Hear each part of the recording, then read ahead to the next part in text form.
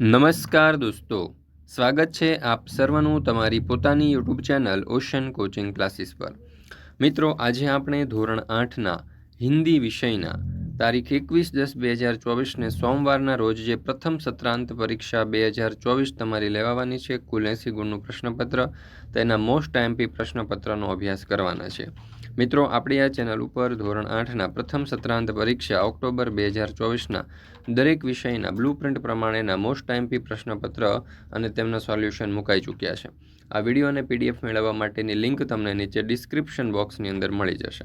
સાથે સાથે આપણા વોટ્સઅપ ગ્રુપમાં પણ જોડાઈ જજો, જેથી કરીને આવનારા તમામ વિડીયો અને પીડીએફ જે છે પ્રથમ સત્રાંત પરીક્ષા 2024 તેની લિંક તમને મળતી રહે। ચાલો તો શરૂ કરીએ ધોરણ 8ના હિન્દી વિષયનું આ મોસ્ટ આઈએમપી પ્રશ્નપત્ર। એમાં છે પ્રશ્ન નંબર 1A, सही विकल्प चुनकर उत्तर लिखिए જેના કુલ 4 માર્ક છે। पहलो सवाल, हामिद ने क्या खरीदा था? तो जवाब आवश्य विकल्प सी, चिमटा। बीजू, तुम डरना नहीं अम्मा, मैं सबसे पहले आऊँगा, यह वाक्य कौन बोलता है? तो जवाब आवश्य विकल्प बी, हामिद। त्रीजू, नई प्रांत है नई बात है, रेखांकित शब्द का मूल अर्थ क्या होता है?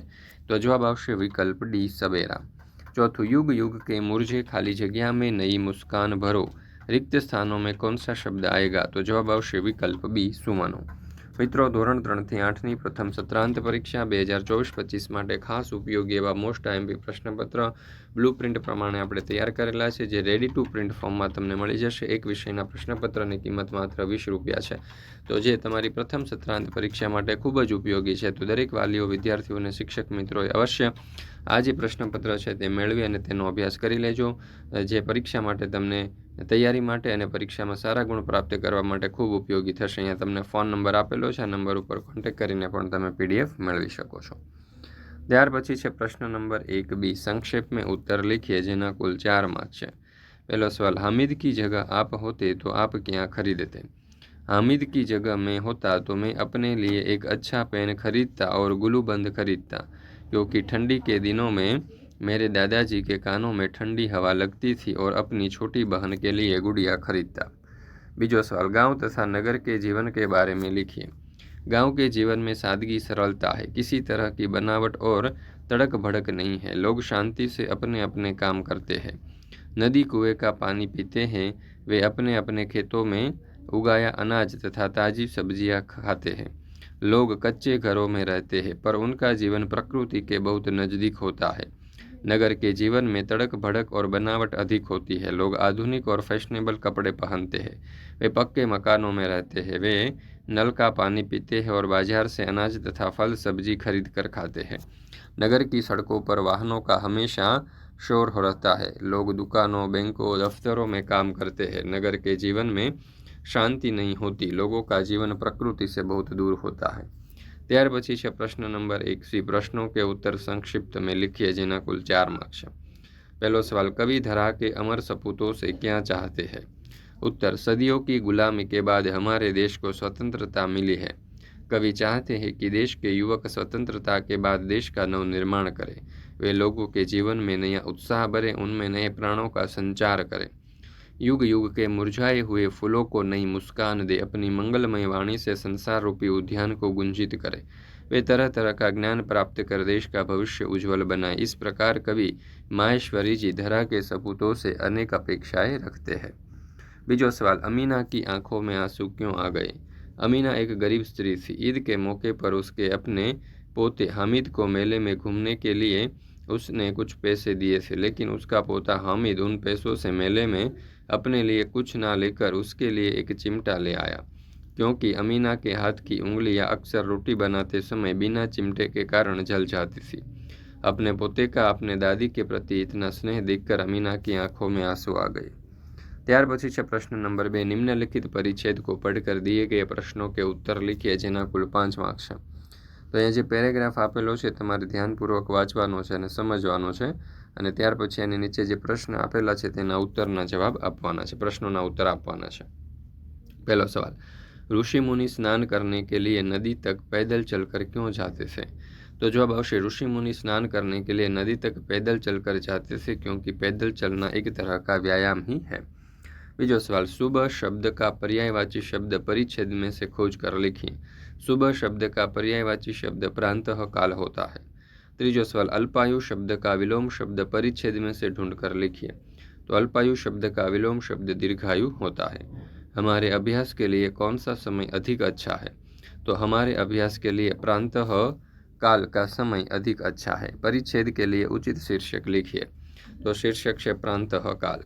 प्रश्न नंबर 3, रूपरेखा के आधार पर कहानी लिखिए જેના કુલ 6 માર્ક છે। तो અહીંયા તમે જોઈ શકો છો કે આપણને આપેલું છે, એક राजा, लड़ाई में हारना, शत्रु का भय, गुफा में छिपना, छत पर मकड़ी का चढ़ना, गिरना, अनेक बार चढ़ना गिरना, अंत में सफलता, राजा में हिम्मत आना, साहस जुटाना, फिर से चढ़ाई करना, जीतना, सीख। જોઈએ આ જે વાર્તા છે એનું નામ આપણે આપી શકીએ પ્રયત્ન से सफलता। ने वार्ता કંઈક આ પ્રમાણે લખી શકીએ। एक राजा था, वह था तो बहुत पराक्रमी, पर उसके पास सैन्य बल अधिक न था। पड़ोसी राज्य के राजा ने उसकी एक कमजोरी से लाभ उठाने का निश्चय किया। उसने उस पर हमला कर दिया। घमासान लड़ाई के बाद पहला राजा हार गया। उसे अपने राजपाट से हाथ धोना पड़ा। पराजित राजा शत्रु से भय से जंगल में भाग गया।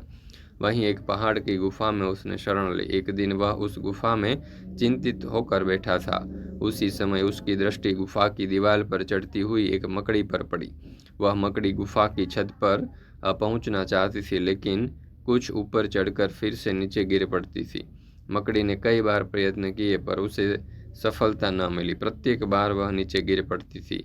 इतने पर भी मकड़ी ने हिम्मत नहीं हारी। अंत में उसने पूरी हिम्मत लगाकर ऊपर चढ़ना शुरू किया और वह छत पर चढ़ गई। मकड़ी की इस हिम्मत और सफलता ने राजा को चकित कर दिया।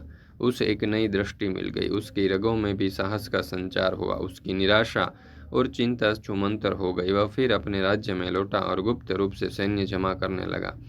फिर उसने पूरी शक्ति से शत्रु राजाओं पर चढ़ाई कर दी। उसे आत्मविश्वास से युद्ध किया और वह जीत गया। शत्रु राजा मारा गया और उसकी बची हुई सेना दुम दबाकर भाग गई। इस प्रकार राजा को अपने राज्य तो मिल गया, शत्रु का राज्य भी मिल गया। सीख, सचमुच छोटे छोटे जीवों से भी हम बहुत कुछ सीख सकते हैं। निष्फलता मिलने पर भी प्रयत्न जारी रखने से अंत में सफलता जरूर मिलती है। ત્યાર પછી છે પ્રશ્ન નંબર 4, નિમ્નલિખિત પરિચ્છેદ का ગુજરાતી में अनुवाद कीजिए જેના કુલ 4 માર્ક છે। પેરેગ્રાફ આપણને આપેલો છે, એનું આપણે ગુજરાતીમાં અનુવાદ કરવાનું છે। તો આ પ્રમાણે થશે। જો એક દિવસ તેઓ વર્ગખંડમાં જણાવી રહ્યા હતા કે પક્ષીઓ કેવી રીતે ઉડે છે। તેમણે અમને રામેશ્વરના સમુદ્ર કિનારા ઉપર લઈ જઈને તેનું જીવંત ઉદાહરણ આપ્યું। તે એક એવી યાદગાર ઘટના હતી કે મારા મસ્તિષ્કમાં હંમેશને માટે અંકિત થઈ ગઈ। ત્યાર પછી છે પ્રશ્ન નંબર 5, नीचे दिए गए काव्य को पूर्ण करके लिखिए જેના કુલ 6 માર્ક છે। माँ कह एक कहानी, बेटा समझ लिया क्या तूने, मुझको अपनी नानी कहती है मुझसे यह चेटी, तू मेरी नानी की बेटी। कह माँ कह, लेटी ही लेटी, राजा था या रानी। ત્યાર પછી છે પ્રશ્ન નંબર 6, निम्नलिखित विषय पर पत्र लिखिए જેના कुल 5 मार्क्स છે। जो देश की उन्नति, विकास एवं रक्षा के लिए आप क्या बनना चाहोगे? किसान या सैनिक? कारण सहित अपने मित्र को पत्र लिखिए। तो 15 सुयोग, बोरीवली पूर्व, मुंबई। तारीख आपने आपेली है। પછી प्रिय मित्र राज, सप्रेम नमस्ते। बहुत दिनों बाद तुम्हारा पत्र आया। चित्रकला प्रतियोगिता में प्रथम पुरस्कार मिलने पर तुम्हें ढेर सारी बधाई। पत्र में तुमने पूछा है किसान या सैनिक बनने के बारे में तुम्हारी पसंद क्या है। बड़ा टेढ़ा सवाल है, क्योंकि हमारे देश में किसान और सैनिक दोनों का महत्व है। यदि जवान राष्ट्र का रक्षक है तो किसान हमारा अन्नदाता है। फिर भी मैं तो किसान बनना ही पसंद करूँगा। हमारे देश की जनसंख्या बढ़ती जा रही है। आज भी हमारे यहाँ बहुत से लोगों को 2 वक्त की रोटी नहीं मिलती। अनाज महंगे हैं, दालें महंगी हैं, मसाले महंगे हैं और तेल भी महंगा है। ये चीज़ें सबको सुलभ नहीं है। देश में लाखों बच्चे कुपोषण के शिकार है, क्योंकि उनको जरूरी पौष्टिक आहार नहीं मिलता। इस खाद्य समस्या का हल कृषि के विकास से ही हो सकता है। खेतों में अनाज, दालें, तिलहन, सब्जियां आदि भरपूर पैदा होगी, तभी सबको सुलभ होगी। देश के जवानों को भी खाद्य पदार्थों की पूर्ति करनी पड़ती है। इस प्रकार वर्तमान परिस्थितियों में किसान बनना ही पसंद करूँगा। इस पत्र के उत्तर में तुम अपनी पसंद के बारे में जरूर बताना। शेष सब कुछ कुशल है। तुम्हारा प्रसाद परीख। प्रश्न नंबर 7, निम्नलिखित काव्य पंक्तियों का भावार्थ लिखिए જેના कुल 4 मार्क्स है। सरस्वती का पावन मंदिर, शुभ संपत्ति तुम्हारे है, तुम में हर बालक इसका रक्षक और पुजारी है। तो आ प्रमाणे आ जे पंक्ति है एनो भावार्थ आ प्रमाणे थशे। जो कवि देश के बालकों से कहते हैं कि हमारा देश सरस्वती का पवित्र मंदिर है। यहाँ की कल्याणकारी सारी विद्याएं ही तुम्हारी संपत्ति है। तुम में से प्रत्येक बालक इस विद्या मंदिर का रक्षक और पुजारी है। ત્યાર પછી પ્રશ્ન નંબર 8, નીચે दिए गए परिस्थितियों में आप क्या करेंगे इसके बारे में लिखिए, જેના कुल 4 मार्क्स है। परीक्षा में सफलता प्राप्त करने के लिए आप क्या क्या करते हैं?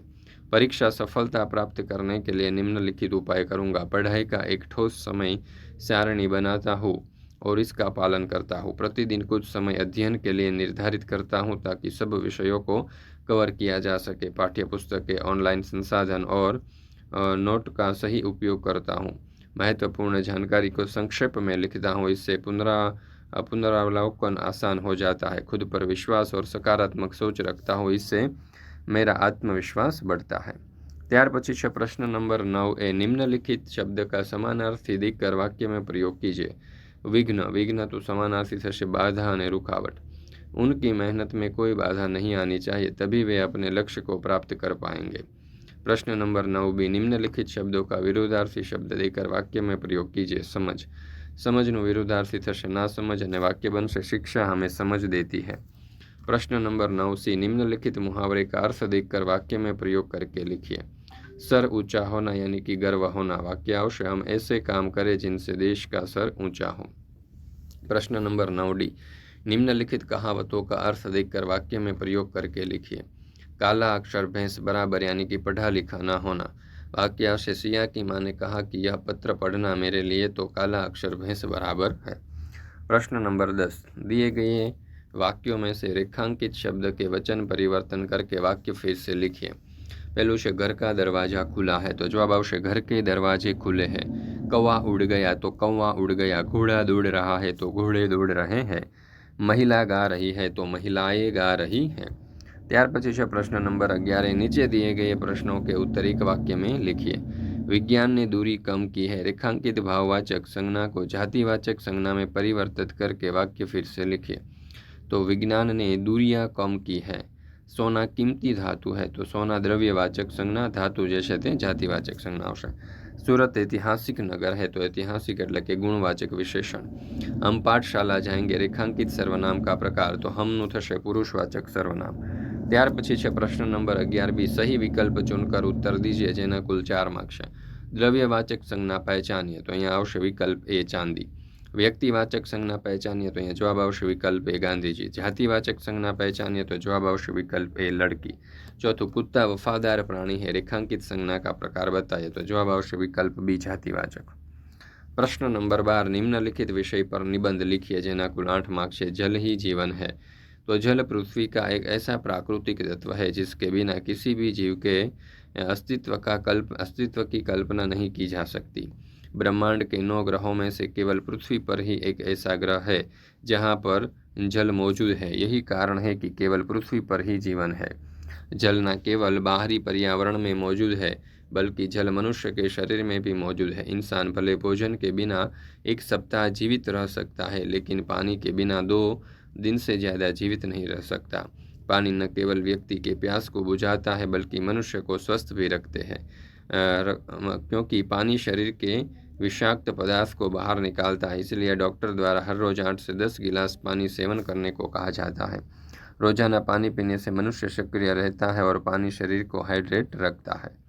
मनुष्य केवल पीने के लिए ही नहीं बल्कि उन अनेकों कार्यों के लिए जल का प्रयोग करता है। कपड़ा धोने, साफ सफाई करने, फसल उगाने, भोजन बनाने इत्यादि तमाम कामों में जल का प्रयोग होता है। यदि जल ना हो तो यह तमाम काम रुक जाएंगे। दुख की बात तो यह है कि हर मनुष्य जानता है कि जल के बिना उसका अस्तित्व खत्म हो जाएगा। उसके बावजूद भी मनुष्य जल को प्रदूषित करने से बाज नहीं आ रहा है। मनुष्य जल को प्रदूषित करके धरती से जीवों के अस्तित्व को खत्म कर रहा है और अब विनाश का समय भी नज़दीक आ रहा है। धरती का 3 भाग जल से घिरा हुआ है, लेकिन पीने योग्य पानी की मात्रा बहुत ही कम है। समुद्र और महासागर का पानी खारा होने के कारण ना वह पीने के काम आ सकता है, ना ही उससे अन्य कार्य किए जा सकते हैं। जब धरती पर बारिश होती है तब मनुष्य को पीने लायक जल मिल पाता है, लेकिन दिन प्रतिदिन मनुष्य अपने कई गतिविधियों से प्रदूषण फैला रहा है। फैक्ट्रियों से निकलने वाले धुएँ, वाहनों से निकलने वाले धुएँ पर्यावरण को प्रदूषित कर रहा है, जिस कारण बारिश भी अब सही मात्रा में नहीं हो पाती और इस कारण धरती पर पीने योग्य पानी को जुटा नहीं पा रहे हैं। अगर मनुष्य लंबे समय तक पानी का उपयोग करते रहना चाहता है तो मनुष्य को उन गतिविधियों को रोकना पड़ेगा जिसके कारण जल और पर्यावरण प्रदूषित हो रहा है। उसके अतिरिक्त जल का बचत करना भी बहुत ज़रूरी है, क्योंकि बहुत से ऐसे लोग हैं जो जल को बिना वजह बर्बाद करते रहते हैं। ત્યાર પછી છે मेरी माँ। माँ यह शब्द सुनते ही कानों में मिठास घुल जाती है। माँ हमारे जीवन का कारण होती है, क्योंकि माँ ही हमें इस दुनिया में लाती है। हमारी सभी भाषाओं के साहित्य में माँ का गुणगान किया गया है। तो माँ निबंध जे છે તે અહીંયા તમને ખૂબ જ સરસ રીતે દર્શાવવામાં આવેલો છે। તમે જોઈ શકો છો, વાંચી શકો છો અને તેનો અભ્યાસ કરી શકો છો। ત્યાર પછી છે પ્રશ્ન નંબર 13, सूचना अनुसार कीजिए, જેના कुल 6 मार्क्स છે। पहला सवाल, छात्र कक्षा में पढ़ रहे हैं, काल पहचान कर लिखिए तो वर्तमान काल। बच्चे मैदान में खेलते हैं तो काल पहचानिए तो भूतकाल। हम पाठशाला जाएंगे, काल पहचानिए तो भविष्यकाल। मोहन राजकोट गया था, वर्तमान काल बनाए तो मोहन राजकोट जा रहा है। मीरा रसगुल्ला खाएगी, भूतकाल बनाए तो मीरा ने रसगुल्ला खाया। मैं मंदिर जा रहा हूँ तो मैं मंदिर जाऊँगा। ત્યાર પછી અહીંયા આપણે આજે ધોરણ 8નું હિન્દી વિષયનું આજે મોસ્ટ આઈએમપી પ્રશ્નપત્ર છે તે પૂર્ણ કરીએ છીએ। ફરી મળીશું આપણે એ ધોરણ 8ના એક નવા વિષયના મોસ્ટ આઈએમપી પ્રશ્નપત્રના સંપૂર્ણ સોલ્યુશન સાથે। વિડીયો પસંદ આવ્યો હોય તો લાઇક કરવાનું, તમારા મિત્રો સાથે શેર કરવાનું અને સરસ મજાની કોમેન્ટ આપવાનું ભૂલશો નહીં।